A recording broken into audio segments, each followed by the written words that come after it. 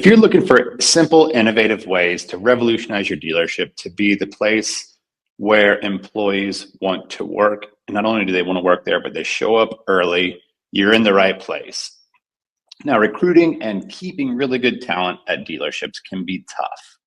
So in today's video, the Lewis brothers, my friends Matt, Shelby, and Taylor with Lewis Automotive Group out of Fayetteville, Arkansas, are going to talk about some unique things they've done with the culture that's very fitness minded and wellness minded, and then how it's impacting their dealership, including like some of the nice, cool amenities that they've added at their dealership and how their employees are reacting. Let's get started. I'm Andrew Street. Welcome to Word on the Street. I'm the owner of Dealer OMG, where we're on a mission to eradicate cookie cutter ads for dealerships.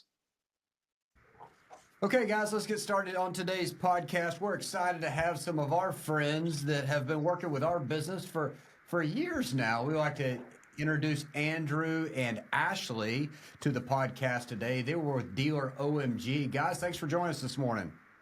Guys, it is a sheer pleasure to be here. Thanks for having us. And if you don't mind, just tell the audience a little bit. You know, of course, we know because y'all have helped us be wildly successful in not only the digital space but in social media as well. But tell the audience out there just a quick recap about what Dealer OMG is about and what you guys offer and how you help businesses move the needle. That's the cool thing about being in marketing. If you guys are seeing success on your end, we can take credit. And if the dealer's having some headwinds, we can be like, well, you're not spending enough. Yeah, that's just, that seems to be like a funny relationship with the marketing department sometimes at dealerships. But we're an inch wide, mile deep with social media advertising for dealerships.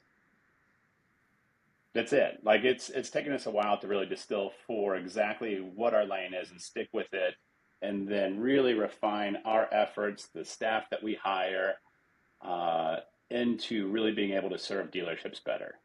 And so it's allowed us to really take consideration about, like Ashley, she's been with Jermaine as the marketing director for, I don't know, how many years were you with them? I was there for 17 years. 17 years. I was going to say over 20 years, but that seemed like an exaggeration. And a lot of what we're noticing too, that every dealership's running the same couple cookie cutter ads showing inventory and price. Okay. And so if we can be a little bit more considerate about what we're saying and who we're targeting and have a little bit of creative to it and make it built for social, we're noticing that all the metrics that advertisers are looking at with click-through rate and time on site and all this stuff improves dramatically. And then what that does for us and what we're finding for our customers is that the cost per car sold goes down, that we can help be the dealership that stands out in the market when people are ready to shop. Okay, that makes sense. And Andrew, if you don't mind telling the listeners, tell them what your role is and what you're doing with Dealer OMG on a day-to-day basis. I'm co-founder, CEO, and met my other co-founder, Keith, who does all the operations and behind the scenes stuff while we were working at Facebook in 2009 and 10, 11. Then we branched off, launched our firm where we had one car dealership, but one of the other businesses we had was Fayetteville. Oh, really? Yeah, in Arkansas. We were helping them do their co-op marketing through retailers. Huh. Have you guys come across Fayetteville much? Yeah, they're they're a mile most from one of our stores. We drive past them every day. So yeah, cool, awesome company. People, awesome mission, and that's kind of what turned my attention to like Fayetteville. Like one of my neighbors is a huge mountain biker he's trying to get me to go out there with him on a trip to go do the single tracks around town. But after we cool. Go ahead. You're fine. I was just saying they're a super cool company supporting, what Northwest Arkansas is and all the biking and hiking, and so they kind of have the same idea and metric. Yeah, between you guys, them, other, people are putting Fayetteville on the map as kind of a cool sporty mecca. Yeah, that's really cool. And so Ashley, if you don't mind, you can introduce yourself and kind of tell the audience, how you weave into all this success with Dealer OMG. Yeah, well, my name is Ashley Kilberger.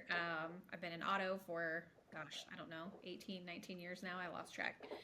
Um, I started as a dealer consultant here with Dealer OMG, getting on calls with clients, hashing out strategies, helping them move the needle. And I have since moved on to a marketing role here within OMG to help, you know, support our marketing efforts and bring more clients in so we can help more dealers sell more metal, which is the goal, right? You bet. You bet it is. For sure. Well, guys, I think this is going to be a great collaboration today, and I think we're going to turn the script at first. I'll hand the mics over to you guys so you can kind of run the show on I think we're going to talk about recruiting and retention, especially in our industry where there's a high turnover. Isn't that the goal today? Yeah, what stood out to me is I think you guys are up to a lot of unique things, like, and just for starters, just like the relationship that you guys have with each other, and then the podcast you guys have created. And I what kind of the impotence for what wanted me to talk to you guys about this is we're doing a lot of recruiting for a lot of our dealerships, reaching people who went to trade schools for tech jobs, sign up bonuses, salespeople, sales managers, like there's specific brands that need a lot of help with recruiting. But you guys have some unique things that I feel like from what we're doing with the social advertising side would be a huge appeal, especially to younger people or older people. Can we first talk about the podcast for a second and share what your experience has been like so far? You bet. I'll grab that first, then I'll let just for all the audience to know, we are the Lewis brothers, and I'm Matt, and then I'll let my brother Shelby and Taylor jump in there as well, and kind of the podcast and our format and our idea there. So, and if Craig was on here, he could echo what I'm saying. We initially bought some podcast equipment a little over 4 years ago, almost 5 years ago, just a little bit pre-COVID, because we had this idea of, man, we got some cool stories. We're pretty relatable. And we're just in the people business, and we're constantly looking at processes and systems and how can we adapt that? How can we learn from others? And at the end of the day, besides our business being successful, what can we do to try to help pour into other local or small business owners to try to help them out? And if we open up this channel of information sharing back and forth, we all can create a better workplace, and we all can be more successful in business. And then in addition, it was in Northwest Arkansas, and you hit on it a little bit earlier when we were talking before the show, is how much it's growing. The amount of people moving into Northwest Arkansas is very unique. We found that as a family business that has been here since the late 1800s and in the automotive business for over 78 years now, that, 30 or 40 years ago, everybody knew who we were. And we think that everybody would know who we are because of the social presence and the billboards and every child's sporting event t-shirt that we're on, so on and so forth. But there's plenty of people that are moving in here that they don't know that we've been here any longer than anybody else has. So a podcast seemed like a great fit to be able to get out to 650,000 people here in Northwest Arkansas to let them know who we are. And you're not just buying a vehicle, you're doing business with a company here locally that cares about the local community as well. Yeah, it's been fun along the way of getting this podcast going. This is episode 16, and just sharing what we know and then realizing how do we help that be relatable to average and everyday people. And then if there's a person that's gone above and beyond, and how do we make that advanced for them to, like we talk about business as business. So just how to make that make sense. And it's been fun taking stories that we know. And when you hyper focus on something, like if you put a pin on something and say, I want to work on that as a project, then you're able to hyper focus on that. So each week when we talk about something, it brings it back to our top of minds, like, that's a really good idea. And so then we get to take that and go back to 260 employees and say, hey, let's refocus on this area of communication, or let's refocus on this of training or the culture. And so that's been fun in the podcast recording and just sharing stories along the way. Absolutely. I think Shelby and Matt kind of went over everything there, but the biggest deal has been as brothers being able to be in here and share our stories, share, any of our examples, anything growing up, but kind of being a sounding board with each other. Whenever you hear Shelby hit the nail on the head, it comes back to top of mind awareness of the situation or anything that had happened and how we can make that better. And maybe that doesn't sound right, Helen. Let's go ahead and do it this way. So whenever we talk to each other, we're not only able to share with the community, anybody in here, of what our whole vision is, but sometimes we're able to critique any of our ideas as well whenever we go back and actually watch and go over it. I would agree, and I got to jump back in here for just a second because Taylor and Shelby both hit on this, and I think this is an important part too that the audience gets to see when all three of us are on here talking. Is that there are times when Taylor has an idea or he's spearheaded a process, and Shelby and I back up, and we're the support team for him. And then a different time that then Shelby's got the dream and the vision here, and we bounce it off of each other, and then he takes it and runs with it, or then the same myself. And I think even if somebody's not in a family business, they can start seeing the dynamics with inside their business as you need to make sure that you're pulling out each person's skill and then supporting them. Whoever's running the company doesn't have to be the one taking the lead on everything. In fact, if you want buy-in from your team, you've got to help bring those ideas to life and then show how can you support them. So I think that's another really cool dynamic that the listeners get to see is us three working together, no matter what each of our positions are. It's, we've got a number one, somebody's taking the lead, then the other two are supporting them, and they're the cheerleaders behind them. What can I do to help? And then the next week that might flip-flop, and that's okay. That helps bring life and dynamics into moving us forward in this business world.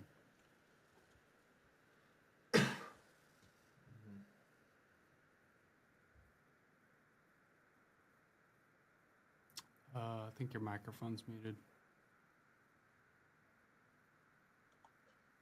Okay, my microphone got muted somehow. All right, give that another shot, Andrew. Can you hear me now? You were saying something good, I could tell. Always exciting, yeah. Yeah, what I was asking is have you guys seen any surprises that you've taken away from having just the podcast, like as far as your relationship or maybe who's listening to the podcast? That's kind of two-sided, I guess, our relationship. But it's funny, like our best communication is communicating. Think about that. Like, I know that seems super basic, but our best communication is communicating.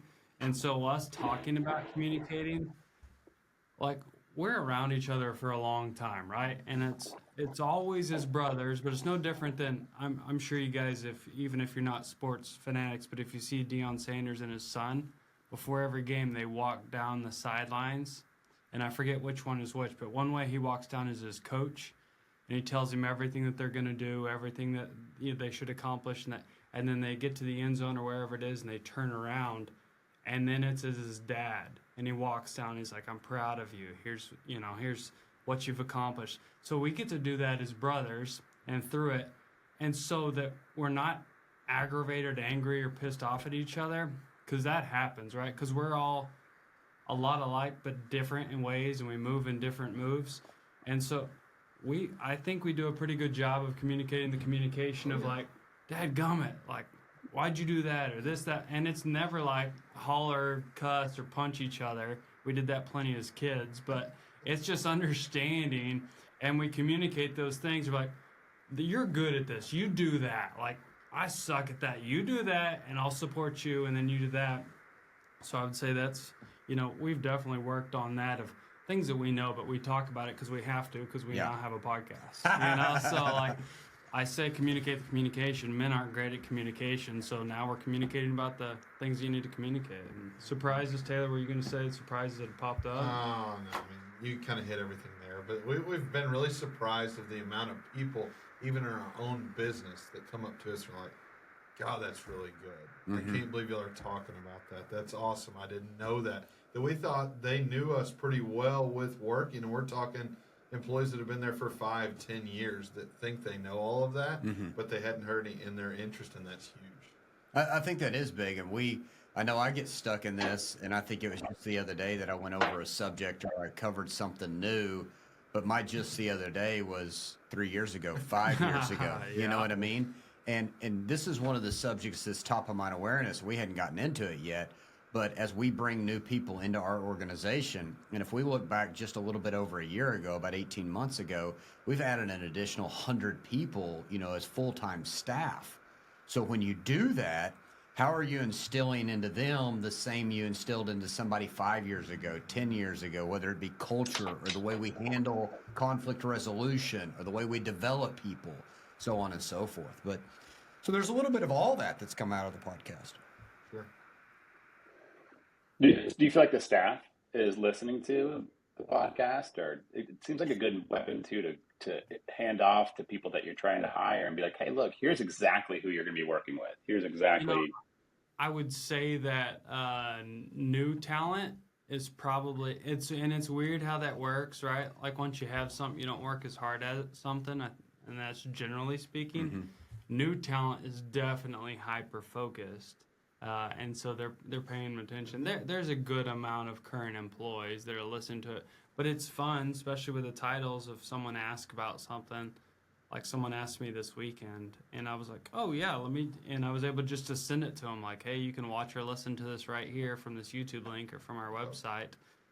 And so it is becoming a tool that we can use. Like, hey, you're curious about our culture, and if you can't see us right now, you really do need to go to our website, our YouTube channel, Crossroad Conversations, and you'll see. Now, I know this comes out probably in January sometime, the beginning of January, but, Christmas culture is the thing, and so, and we took turns rotating through, and I want to point this out real quickly, that when we walked in the door with a Christmas suit on or whatever it might be, and we're always moving through them, that real quickly Ashley ran and was like, I've got one of those, I want to be a part of that. And then Andrew was like, I've got a jacket that looks like Christmas.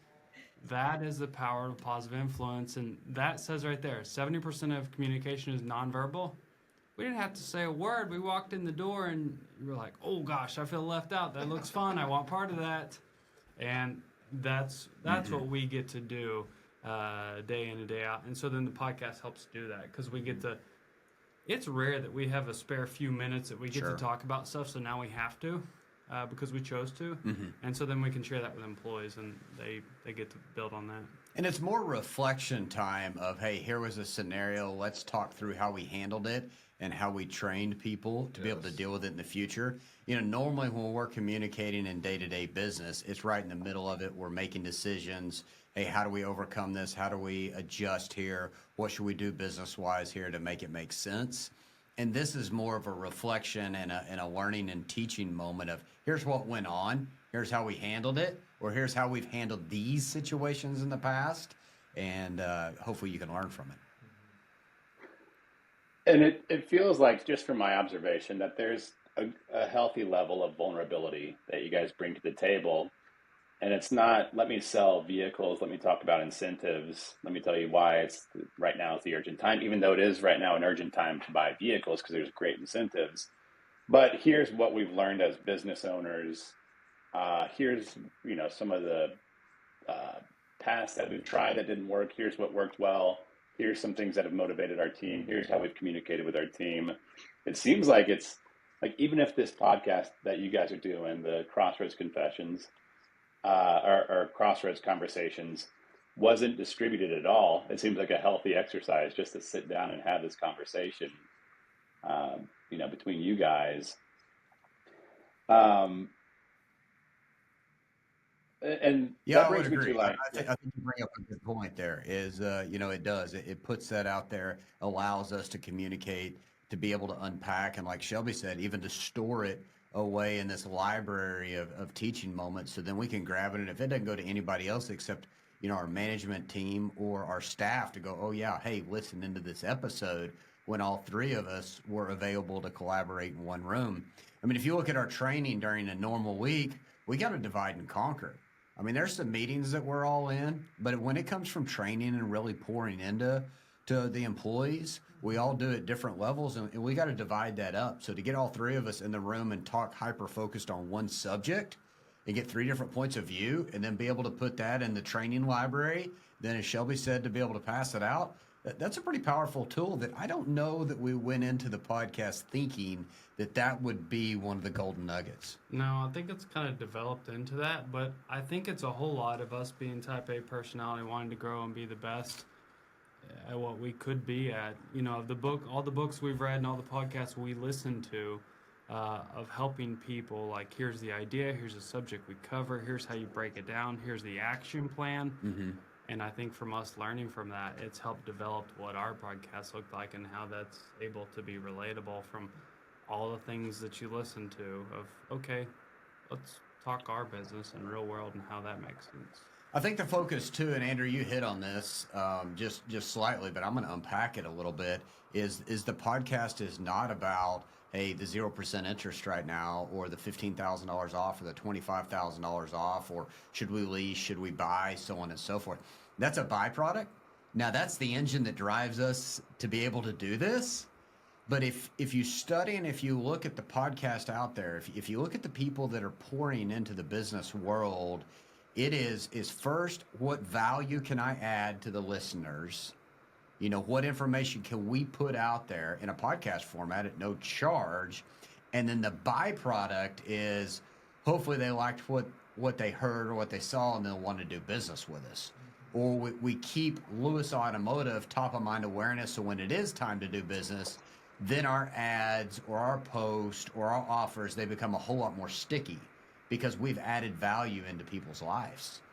And the only way we got that, we didn't dream that up, is we study people nonstop. We're not the smartest people out there, but we're smart enough to know to go find smart people and read a book or listen to a podcast or look at trends and go, how can we duplicate that? Yeah, you think about like Red Bull marketing, you go to their social page, they ain't selling a can anywhere on there. You know what I mean? But it like something's going to grab somebody's attention, whether it be entertainment or information, or just like it's easy to watch and easy to pay attention to. So we've learned a whole lot of that from other people that have studied a whole lot of time and have really smart people. So no, we're not trying to sell a truck through the microphone. But we do have them for sale if you're looking for one. We ship worldwide. Yeah, and what you guys were talking about, you know, with getting the podcast out, you guys are investing in like things that are unique, things that are modern. And what I love about this is that it's like making the automotive industry a much more attractive, relatable place for people to not only find a job, but to really pursue, to really want to work in this industry, because it has neat things going on, and it has tons of humans on the insides, and it has, you know, some perks. And it sounds like you guys have done a lot at the stores to really retrofit the stores to meet the needs of maybe like some talent that you guys would have trouble recruiting if you didn't have these things. Can you talk a little bit about what you guys have built out in the stores? You bet. I mean, we'd have to, I'll get started here and then y'all take over. I'm going to rewind the tape a little bit on you here, Andrew, is that we built all new facilities. So it was a pretty cool opportunity where we had a clean slate. And the last time we built was in 1969, you know, when our grandfather moved the dealerships. And of course, we updated from then. But we had a completely clean slate. And we didn't just wake up one day and say, this is the place. It was 10 years of planning, and it was 100. It was actually more than 100, but we just use the word 100. It was 100 in-person, okay, tours of facilities. And I didn't say automotive facilities that we looked at employee-focused first, then for a great customer experience. But if we focus on the employees first, and if we build into the infrastructure some of the processes and systems we want in place so we can take average people and make them great, that was our hyper focus. It wasn't the colors and the oohs and the ahs. It was how do we build into the infrastructure of these buildings a great place for employees to come work and thrive, and then a great experience from a customer standpoint. And all the things that frustrated us in the past on processes trying to get put in place by employees, if we built it into the actual building where they had to do it, then you baked it in there for no matter how long somebody's been there. And I'll let you guys take it from there. Yeah, so from the basics of all of our facilities, shop included, is climate controlled, so heated and cooled. So it's a big deal there to get our technicians in the air conditioning and in proper climate controlled. Uh, every customer gets a car wash, and that's something fun that we get to do. Every person that comes through, and we offer it to customers like with no service, just come on through, we'll clean your car up. But also that's fun of doing employee car wash days. So we'll go out there and do a blitz and go take their keys from them and go wash their cars. Of just like, we know a clean car generally makes a person more happy, right? Especially if it comes for free 99. So that was something fun to build in there. Every single one of our stores has a second story flex space, what we call it. It's a break room for employees that has a balcony. And so it has a great view over Fayetteville, but it's on the second story for a very important reason, that a customer cannot access it easily. They could get there, but very easily to distract them, or when it's their break time in a flex space. That was kind of a non-automotive, but a Google style or an Apple style. Like, we've got bean bags, and whether you're out on the balcony or just a bunch of different chair styles that you can hang out, that you could have some you time while at work that was approved by us, away from the customer. And so that was some things that we learned along through the way. And then we just built crazy facilities. And Taylor, you can kind of go from there. Mm-hmm. And I'm gonna dive into really the biggest deal that came from looking at 100 different businesses is the functionality and flow. Yes. Everyone built all of these stores we saw, but there was not any that had X, Y, and Z that all came together. It was, on your busiest day, can all the customers be here and the flow still come in? Sure. Whenever you come in, Matt's favorite thing, whenever he would tell us, don't say anything else, we would pull into a store and he'd say, where do you go for X? Where do you go for parts? Where do you go for service? And we would have to figure out at any of these stores. So we really detailed in the flow, which really transitions to all the employees that they love it, because then the customers know where to go. It provides a better experience. They know where to go. They're comfortable with the whole process. So that was really all exterior that we worked on. And, I'll kind of throw it back to y'all because you spearheaded this, but there's another really big thing we did that was a huge employee retention. It is, and I'm going to go, Andrew, if you're okay with this, I'm just going to go rapid fire around the room real quick, and each of us can grab one subject, and we'll keep going, just to kind of give you a quick highlight of some of the stuff. I'm going to start off on the structure of the store, and then each one of us grab one, and we'll keep going around the room. Our stores, we took this page out of Walmart's book. Our stores are identical. So when you walk into them, the colors might look different, but where you go is the same. And a super center's that way. If you go to one in Arkansas or in Florida or in Chicago, it might be flip-flop which side of the store the groceries are on, but you got a good sense of where to go. And when customers feel comfortable, they'll do more business with you. So we made it, if they bought an F-150 and they bought a Jeep Wrangler, when they pull into service, it's familiar. It's the same. That's from the customer standpoint. From the employee's standpoint, if we got to grab an employee to go from one building to the other building because somebody's on vacation or they're sick, they know what to do. They know where everything's located. The desks are the same. The layout's the same. The flow's the same. The brand might be different, but the actual experience and the flow that we do from dealership to dealership is the same, and people will see that. So that was one of the things we took away. Yeah, so we definitely had the flow to make sure the things, whether it was the in-store delivery bays, that were next to the finance departments, that allowed a better experience for delivery, for the delivery employees. So when you bought your car, it was a better experience that you got all the details. It was also better for the customer because it was inside in a climate-controlled area that you could see from finance. The flow from the sales process to the finance bay to the delivery bay was something that we learned from a store in Vegas, and then another store that we saw in Texas. And so those things, there was just a lot of with intention to, but I heard you specifically ask, and so huge gorilla in the room that we constantly point out to people is our employee gym. Mm-hmm. We built in our pre-owned facility, which is one of our the kind of our crown jewels. We got to design and build the entire thing. anytime that we traveled to these 100 different stores, or whether it be on vacation or a dealer meeting or a 20 group, every time we'd go somewhere, we'd measure stuff and take pictures. And we got some weird looks taking pictures in gyms. And it wasn't because we were social influencers. Because as much as we are on social media, we're generally not that much on social media. But it was measurements. I remember being on a cruise ship and measuring how close each one of the treadmills were, and got back and I told Matt, like, we can be a whole lot closer on the treadmill. So it's something like 1,600 square feet ish, give or take a couple feet.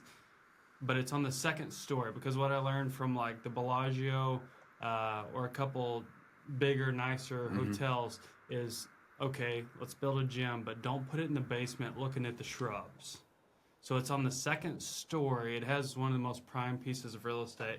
It's floor to ceiling glass on 3 of the 4 sides. It overlooks our entire parking lot. Over the sun rises right in front of you. And it is crammed full. There's not another piece of real estate, whether it be the wall or the floor, of equipment that we could fit in there. Exactly. And it's built in, that has a built-in sauna, a cold plunge. It has all the weights you could ever imagine, a whole cycling studio, a yoga studio. It's pretty amazing. It is. It's huge, amazing, and it's more people we've seen than we would think have really taken advantage of it. Of being there, it's, you got your morning and your late crew, but then groups of people that go over there. So they're like, hey, we want to leave here, and so they're continuing building that camaraderie with the whole team of, hey, I'm going to go over, we're going to work out in the morning. Think about just starting with your team of, hey, we're going to hit a Saturday morning before getting ready for your sales meeting or anything else or for the day. It's such a positive mindset. It sets up your whole team so they're already charged before you go to charge them. So whenever you hit that next level, it takes them even farther. You bet it is. Okay, I'm going back to the infrastructure and the processes. So our service departments, we got this out of a Jeep store in Tulsa, Oklahoma, that when we pulled in there, and like Taylor said, we'd pull into every place. I was like, don't tell me about the colors. Don't tell me about the oohs, the ahs. Tell me how to get to X. And one of our big ones was service, because we know that people will come to the service department about 3 times a year. They'll buy a car about every 3 years. That's a 9-to-1 ratio on service over sales. If we do a great job with them in service, we got an 80% chance more likely to sell them the next car. Okay, there's the facts behind it. So what we did with our service department, we made it the easiest thing to get to. When you pull into our dealership, there's only one entrance, by the way, too. We'll talk about that in a little bit. But when you pull in, you either pick left or right, you make 0 turns, and it dumps you straight into the service drive. There is no service parking out front. That's big. 0. There's 0. And most people, that blows their mind. Why? Because we want them to pull through the service drive. If we pull through the service drive, we've started the process correctly without anybody having to find a place to park, without an employee to go out there and meet them. So our service drives are really big. They're a 3x3, meaning they're 3 wide and they can fit 3 cars in each lane. So it'll fit 9 cars inside and the 9 cars at least outside. And it's a 2 in, 1 out. When they pull into service, and if we were looking at our service facility right now, they pull in, the doors open up. It's really nice finished concrete floor. And there's a glass wall where we put 6 advisors facing the service drive. So if you can imagine this, somebody pulls in, because this is their only place to park, okay? There's a glass wall, and we made the desk where they're staring right out at the service drive. So it's like, here's the customer, here's the employee, go take action. And it's right there. So that's one of the areas where we equaled a great customer experience and employee engagement with the customer by building it into the actual infrastructure. Yeah, absolutely. And I think that's, there's 100 different aspects that we built that into that to make sure that it all flowed, that it was 1, good for the employee, and 2, it was good for the customer experience. Because we knew if we could appease both those things and build it into the process, that it would generally help turnover. It would generally help, keeping turnover low, whether that be an employee or a customer, and keep people coming back around. Couple small things you did, though, in the waiting room we'll just talk about, whether the sparkling water or the cappuccino stuff. So talk to them about how we elevated that. So the waiting room is built in to the middle of the store, so that whether it be a sales customer or a service customer, there were no turns to get there. It was straight, dead centered. Each waiting room has a 85 or 98 inch TV, and there's multiple different TVs, and there's as Matt was talking about, a refreshment bar. So I found this in a hotel in Vail, Colorado, this huge sparkling water machine, and it was it stood out to be different. I love sparkling water, but it stood out to be different, that it wasn't your normal Coke machine, and we have plenty of those. So that's something complimentary for the customers. And then this whiz bang coffee machine that, depending on how much extra stuff you want to put on there, it's pre-programmed in there, and you can get a double espresso macchiato, or you can get a vanilla latte or hot chocolate, which is a popular item right now. And so that's in each one of the stores, and it just makes a good experience. And so then built into that customer waiting lounge, there's kind of 3 phases. The one that's closest to the cells, and then there's a center one with big lounger chairs, and then a back one that has another TV. And then there's 2 in each service drives, or in service areas, a 4-foot by probably 8-foot tall window, floor to ceiling window. And so you can see into the service department, and service department can see into the customer waiting area. And it just made it a super transparent experience on both sides. Kept the shop clean, kept the guys working hard, but also allowed the customer to have good confidence that their vehicle was getting worked on. And so that whole experience there of where to sit, that it was comfy, on Fridays and Saturdays we'll make popcorn, and just you're kind of in the middle of all the entertainment. And as a sales customer, you can hang out there, and the finances just directly there with no turns. That it was just a good waiting area. And it's the same in the Ford and the CGR, and as the pre-owned as well, that it's all right there, essentially located with all the amenities. That's right. But like the windows you talk about, that came from the restaurant industry. Yep. If you've ever been to a restaurant where you could see where the chef was preparing the stuff, we took that out of we didn't see that automotive. That came out of the restaurant industry. And then as you look into the shop, tell them about what we took out of the Las Vegas Ford store. So this was something we saw in a Vegas store, then kind of threw back to like championship flags. So if you go to a basketball arena, you see all these championship flags of like the Razorbacks in 1994 won national championship. So this Vegas store had some hanging there. Yeah. Had some hanging there, and I was like, hey, what are those? And she said, oh, Ford has this top text program. They make these banners, da-da-da. And so within our stores, and I think we have 10 of them now in our Ford store, that I was able to go online and make this digital format, so it has our branding, it has Ford's branding, and their brand of level of certification. Master certified, senior master certified, 10-year, 20-year, whatever it was. And so it has their name and their level of certification, like their achievements and championships. And so I put those centered down the middle of the service drive, so the customers, when they look out, they can see those. And then the technicians, as they're hanging out, they get to see, oh yeah, that's me. That's why I show up early. That's why I work hard. That's why I get paid what I get paid. That's why I have this difficult job or this difficult thing. And so that was a cool thing to celebrate them. And then as they achieve a new level, we'll get a new banner. And then we went ahead and got a separate banner. This was kind of as we went, it was like, let's get them a banner so then they can take home and put in their garage or in their workshop or their toolbox. And it allowed them to have some ownership within that. And it was just a cool thing that we saw, that some of them are really tore up about it, just super excited, like, man, I can't believe you did that. And it was not expensive. Sorry if that's a spoiler alert. It was just the effort that it took. Sure. I went on Canva, found a design and this, that, and the other, but it has great value and confidence to the customer. Like, oh yeah, those are the guys. There's 20-year senior master certified technician. That's why I came to this place. And the technician was like, oh yeah, that's why I'm not going somewhere else. You've got to be able to hit this other, though, because you went through the whole waiting area, you went through everything else, and we have customers that talk about this. We also have employees that love it. So outside of our waiting area in the middle is a kids' room in every single building. Well, we took this probably from like the pediatric, you go in there, but all the walls are wrapped. And so there's all sorts of animals and characters and everything else, but that's in every single building. So not only can the parents sit in the middle and watch that, the kids can play there. There's arcade games, wall games, everything else. That's in all 3 stores. Well, if you back up into the showroom, we only had our footprint that we could do X, Y, and Z that was code for what the manufacturer was saying. We had a lot of fun with the local artists, and Shelby kind of really dove into this, but we had a rap company put this up, but of Old Main and Lake Fayetteville and a popular hiking spots. So when people walk in that are from our area, they're like, "Oh man, that's so awesome." Yeah. So that's really cool in our showroom. It's super relatable, and that was one of the things we had to kind of navigate through: approval through manufacturer, approval through city. Oh yeah, now bring it in and put it up. And so they're big, like 15 by 20-foot wall wraps, and then the kids area. That's a good. There's a lot of things, and if we're not walking you through the tour, it's hard to remember all of them. But it's so much more than, we say every new McDonald's has to have the McDonald's franchise look, and so we crossed all those T's, dotted all those I's, and then we said, how can we be different? You bet.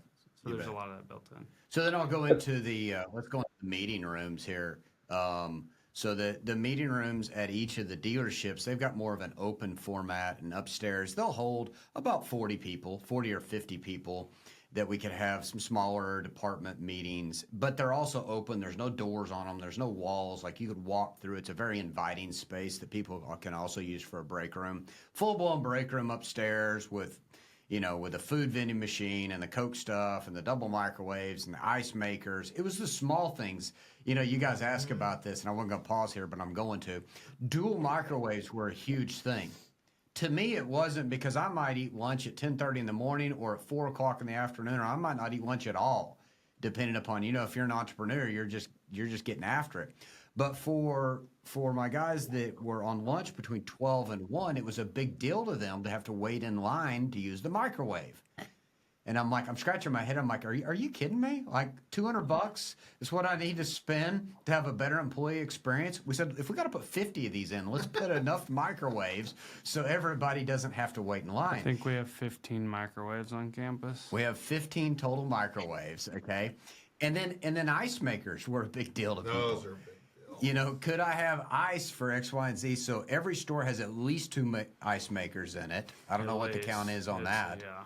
But it's big. So it was those small things. It's not this big deal. So then you go to our conference room in the 3-story black building, and we're really proud about this one, because we tell everybody, like, you can come to one of our meetings, and you could bring your family members, you could bring your grandparents if you wanted to. We don't yell, we don't cuss, we don't throw things, and we don't threaten. Do we get wound up? Absolutely. Do we talk about KPIs and responsibilities and how people need to hit their goals? Absolutely. Are you going to feel bad if you didn't hit your goal and you got to announce it in there? Probably so. But we're not going to belittle, and we're not going to threaten you. So our conference room in our main building, it'll hold a little bit over 100 people, but it is full-blown AV. And it's full-blown AV designed by the 3 people in this room, okay? From a little bit of YouTube knowledge and a little bit of just throughout the years of the boom box to 1 amp. So what he's saying is amps. It's like an AC/DC concert. It's pretty close. It's over 30,000 watts RMS. It's got 6 18-inch subwoofers. He just hit you with RMS. The lady that he was ordering speakers from said, "Oh, sir, what concert venue are you setting up? This is for my meeting room." It's pretty intense. That's a good response. So it's really intense. Yeah. Yes. It's got fog machines. It's got laser light shows. Sorry for calling the fire department 2 times already. Fire departments have been there. The fog. So you when guys you have walk into a fog machine in there? I think, was it Taylor that was talking about putting fog machines in the races and things like that? There's multiple fog machines. So that from the races, that's from our main conference room. Yes. And then, like, the lights, we went overboard and really, like, all the lights and all the programming, like, it could get you, but and then, like, we just keep going more and more. Our front projector screen is 120 inches that powers down out of the ceiling. That wasn't enough for the presentation. So then we put a big, Matt loves whiteboards, but it's a digital whiteboard. So it's a big 85-inch digital whiteboard, smart board, that projects the same message, but you can say, hang on, let me get on these metrics and start circling and moving stuff, and it's tied into the presentation. And then halfway through, if people sit in the back because the music is too loud, but then they can't see, there's a couple more, 55 or 60-inch TVs that have the same message or can have a separate message. So sound, visual, light, whatever it is, it is full. There's not a person leaving there with not a smile on their face or an excitement, and they could have come in with a dead battery, but they're fully charged when they Absolutely. leave. And I think that's the goal is we want to put people in a culture and an atmosphere where they can thrive. No matter what's going on with their life, no matter what happened to them that morning, we want to give them the tools and the atmosphere to be successful. And one of that is, with our meeting rooms, and what does that look like, and what does the environment look like? So I guess to kind of land the plane on all that is, there's hundreds more we could talk about, but Andrew, you brought it up of like, what did we do to cultivate this culture in an area where people would want to work and customers would want to do business? And as much as we could, we built into the actual structure of the buildings. Because it's culture. Like it's tough to define what culture is and what drives culture too. Because when we first started, we had our office, and I was like, okay, we need a foosball table. That's going to be our, we'll have a culture there, and we need to get beer in the fridge, even though probably we're not going to ever drink it, but we need to, to have these amenities. And it's like it becomes obvious quickly. Like the culture starts with just like caring about people and what's their spouse's name, and that their grandma's got an operation coming up in a week and might need some time off. But then as you scale, it's like the considerations that you guys have taken into account. And it sounds like you've got some attention. Have other dealers come by and taking a look at the stores and taking a look at the facilities?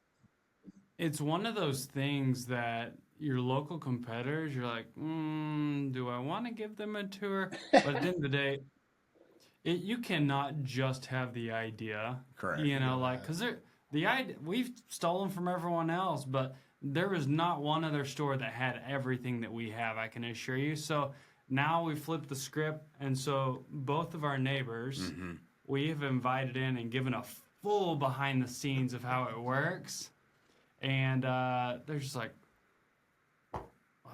they're just blown away. Yeah, they're blown away. Like, one, how you can pay for this, and two, they're like, this is ridiculous. Like, I don't know why I still have any employees. I said, well, it's because your entire staff hadn't come and toured this yet. Bring them over. Let's go.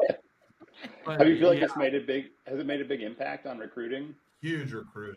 Yeah. And I wanted to point that out. So our second story where our gym is, and our conference room's right below that. Our HR director does a really good job. He has some videos of certain different things, whether it be our commercials to introduce who we are, and that we're real people and we really do care. But he has a very specific, him and his team have a very specific route in their tour, and he knows when certain meetings are. And so he'll kind of come up with a recruitment team.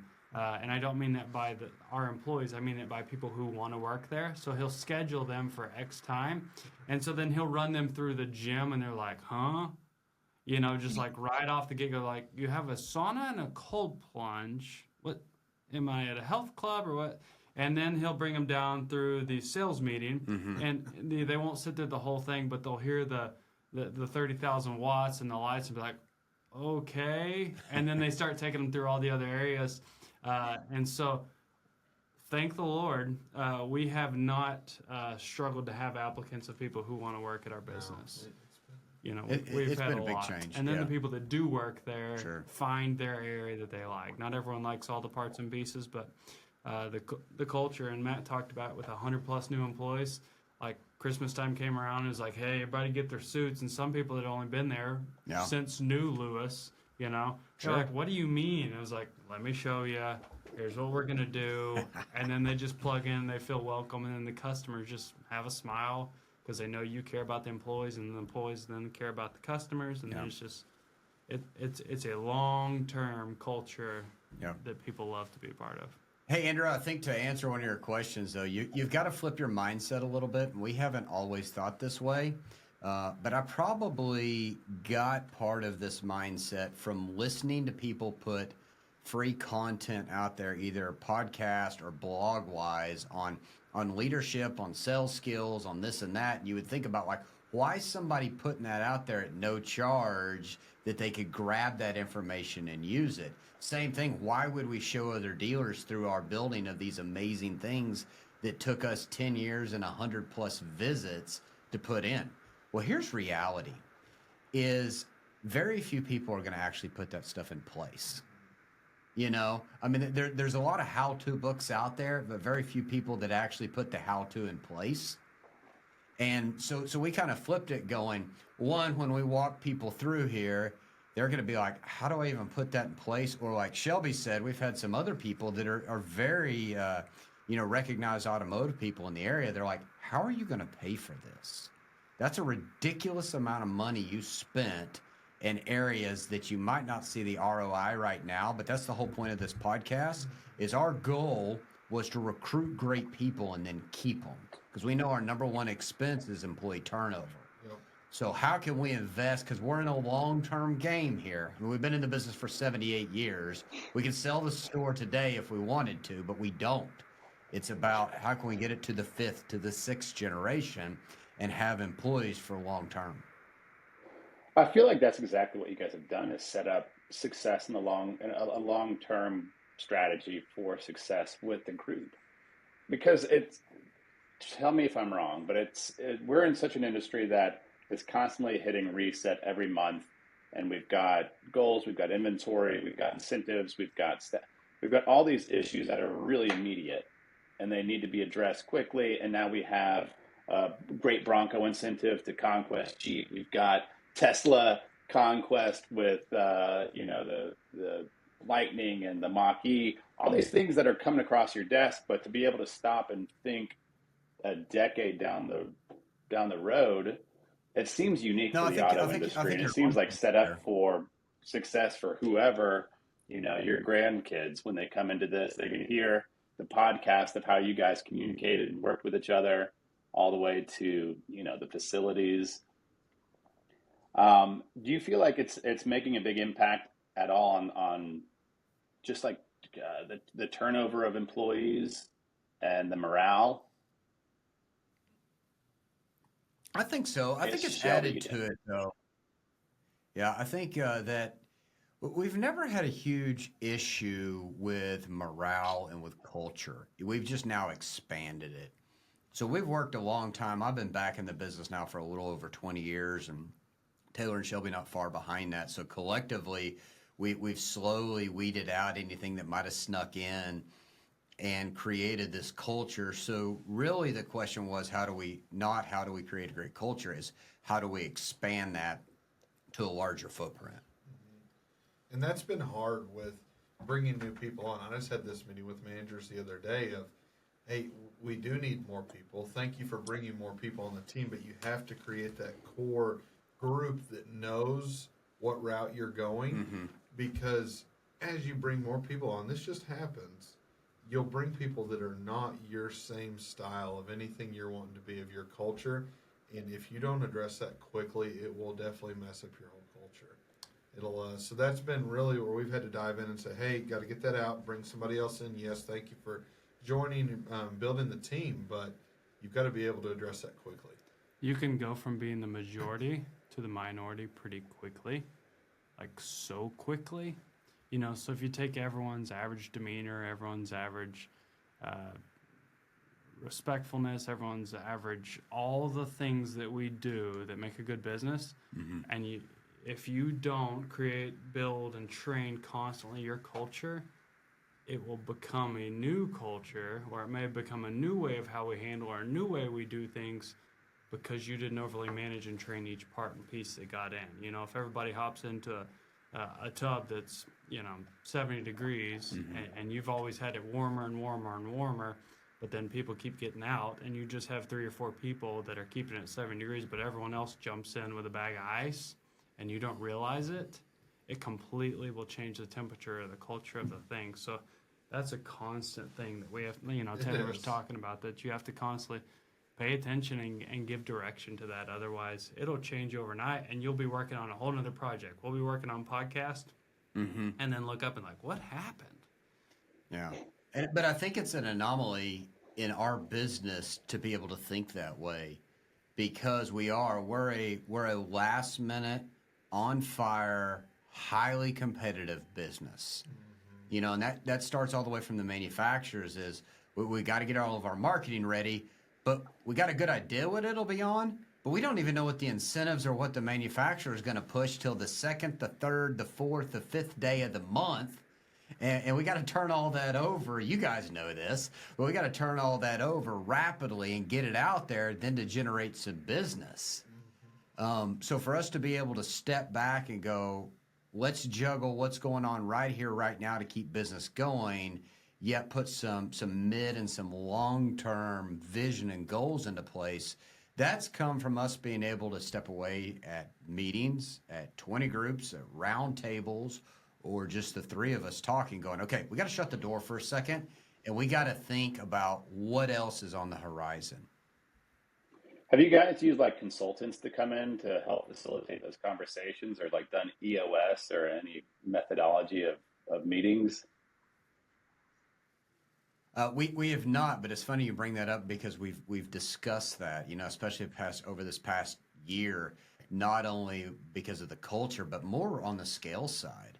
We've got 78 years worth of being successful at the level we are, but we've now opened some new chapters. We were from 140, 150 people that were 260, will be over 300 by the end of next year and beyond. So we are going to have to learn from some new experts and some consultants like you're talking about. And I think that's important, is always be allowing to learn from others that are more successful or that have been there where you haven't been. And that's a thing where we definitely learned to hire up. Yeah. We did that with our HR director. We did that with our some of our office team. Mm-hmm. We've done that in very crucial areas. Our marketing guy. Our marketing in crucial key areas. Not that we didn't have understanding in that, but it was like, let's bring someone in that's hyper focused. Our HR director was over Walmart and was a store manager in Walmart, was an HR director of part of Walmart. It was like, this person has really good knowledge in this. No longer do we need to be trying to help the HR person figure out how to handle each and every different HR complaint or how to handle this workman's comp. Like, let's hire that person. And so we haven't had the specific consultant to go over the whole thing, but we've learned to hire those specific people that can then say, give me that. That's my department. Let me handle it. And you go back to what you're good at. And that was a change of mindset, though, because we had always hyper-focused on growing people from within because of the culture it creates. We know their habits. We can ingrain, our vision and our ethics into them.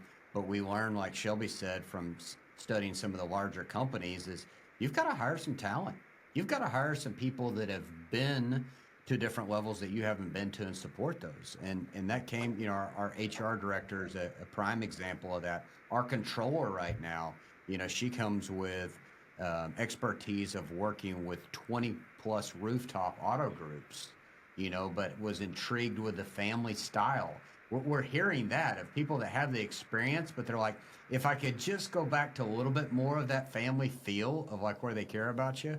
Our marketing director right now, which y'all know, he's got tons of experience that he went and got out from working with hundreds of other dealers from, and we were able to bring him back on board as well to give us some new vision and some new outlook on how at a larger scale you would do these things. So those are just three examples of how we're bringing in additional talent to help us go to a larger platform. Well, if you were thinking about like giving advice to another dealer who's about to overhaul their dealership or their facilities for the first time since the 60s, anything you would point out? Sorry, I think the video buffered there. State that one more time, Andrew. I don't know if it's my internet. I'm also noticing my shirt line is a bit of a plunging neckline here. Trying to get that up. Good. I think you're good there. Just restate your question. No, just curious, like if you guys have any advice to a dealer that could be listening that is about to overhaul their facilities, like where to start or what mindset to have. So, do it. So most importantly, do it. Yes. Like I will tell you, and we've seen that within. In the Memphis region, for our 4 dealers, there's 224 dealers in the Memphis region. In the top 10 of that, top 10 performers in sales last month, 6 of them are in Arkansas, and I would say 4 of them have new facilities. Mm-hmm. So people follow new, and I'm not saying always look for the new thing, but also surround yourself with people that have already done that, right? I always say this, and I learned this from someone, there's 2 ways to learn something. One, experience it, and that was us in 10 years of research. But we also, in that 10 years in those 100 different stores, we asked people. And so the number one question is like, hey, if you rebuilt this store, what would it look like? Hey, if you did this again, what would you look like? What would you change? What would you do twice as much as? And what would you not have done? And so find someone else that's done it and learn from them. Save yourself the 10 years of heartache or wrong decisions or wrong spending, but most certainly do it. My biggest piece of advice there, and I'll expand on Shelby said do it, which I agree with, but I highly encourage everybody, do not take the plans that the manufacturer gives you and just build it. If we heard that once, we heard it 100 times. And go out and do your research, take the time. Everybody opened their stores and their facilities and just gave us the information. Put together what you're looking for. I'm telling you, manufacturers are great at manufacturing vehicles, but that's why they have the dealers, because they are the piece in between dealing with a customer and those experiences. So don't just take one set of plans. We had to buy the set of plans from Ford. We had to buy the set of plans from CDJR. And then, and I'm sorry if anybody's listening, but I'm not, we threw them in the trash. They were the biggest waste of money we spent, but we had to. That was part of it. But take the time to ask questions and verify before you just fire off. Yeah, I think that goes with the family-owned, family-operated vibe that you guys have too. It's that you know your staff, you know how long they've been there. You've got multi-generational people that have been probably working with you guys, and you understand your service department, you understand the inventory, the manufacturer, the market, and to be able to have that kind of compiled together and take pieces from Walmart, McDonald's, restaurants, and places outside the industry and put it together to make it a unique solution is interesting. You know, it's certainly interesting and something that it makes me really excited about the future of this industry as a whole. So, guys, thank you. And again, like I feel like I did a lousy job of introducing you guys with the podcast, Crossroad Conversations, and Lewis Automotive out of Fayetteville, Arkansas. You guys are doing some unique things. And what is there a way that people can get in touch with you or follow you? Yeah, you bet. On any of the socials, you'll find us, Lewis Automotive Group or Lewis Ford or Lewis CDJR. You can find our website at lewissuperstore.com. The podcast is Crossroad Conversations with the Lewis brothers. We're on Spotify, Apple, on website. So any of that stuff you can follow us on. You can shoot us a message if you're interested in being on the show, or if there's subjects you want us to cover, or if you're in town, we'd love to give you the full tour and the behind the scenes stuff, and we'll help any business owner out, no matter what they're in, to try to pour what we've learned, into others. Absolutely. Yeah, well, you guys are winning. Now we just need to get the Razorbacks up to prominence again, and Fayetteville will be the mecca. We're in a restructuring year. How long have we been there? A long time. We're still working on it. It's a long-term thing. Basketball's looking good. Track. Yeah, We got basketball's track, popping. baseball, Yep.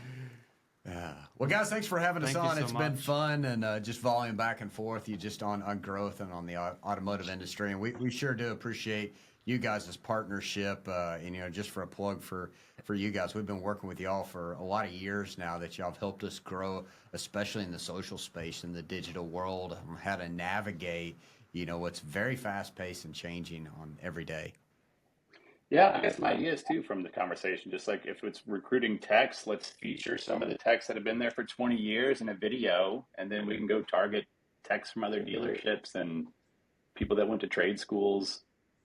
So, yeah, man, you guys have a lot of cool assets on your side. Well, thanks. It's glad to see. It's glad to see it's paying off, right? We just keep our head down and stay after it. That's right. Take care.